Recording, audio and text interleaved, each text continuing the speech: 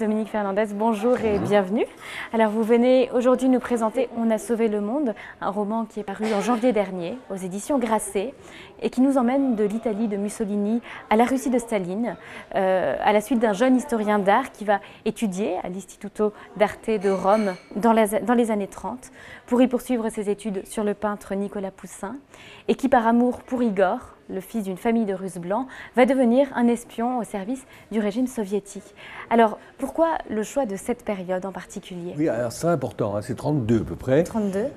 C'est très important parce que c'est encore... L'Italie est déjà fasciste, mais encore alliée des démocraties françaises et anglaises. Hein. C'est pas encore le Mussolini allié à Hitler. Churchill disait que Mussolini était le plus grand homme d'État vivant. Ça, c'est très important, parce que c'est un régime fort, mais qui n'est pas encore la dictature fasciste qui est devenue à partir de 1936. Et en Russie, c'est la même chose. 1932, c'est déjà Staline, c'est un régime autoritaire, mais ce n'est pas encore les purges, c'est pas encore l'horreur, c'est pas encore le goulag. En tout cas, on ne savait pas.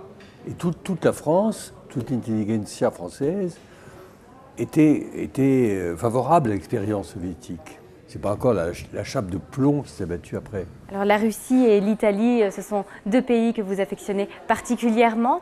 Vous avez beaucoup écrit sur ces pays, vous avez notamment écrit 2 dictionnaires amoureux de la Russie et de l'Italie. Est-ce que c'est cette passion pour ces pays qui vous a donné envie de placer l'action de ce roman dans ces pays? Oui, bien sûr, parce que c'est les deux pays que j'aime pour des raisons complètement opposées. L'Italie, parce que c'est le plus beau pays du monde et puis le plus agréable à vivre, je crois. Les gens sont les plus chaleureux, tout est beau, enfin, c'est un pays agréable. La Russie, ça m'intéresse parce que c'est un pays où le rapport, la place de la culture dans la société est beaucoup plus important que chez nous, que l'Occident encore. Moi, j'aime beaucoup la Russie, je vais tous les ans, et au moins une fois par an. Et c'est un pays qui est fascinant, avec ses contradictions, ses extravagances, ses brutalités aussi. C'est un pays quelquefois exaspérant, mais envoûtant en même temps.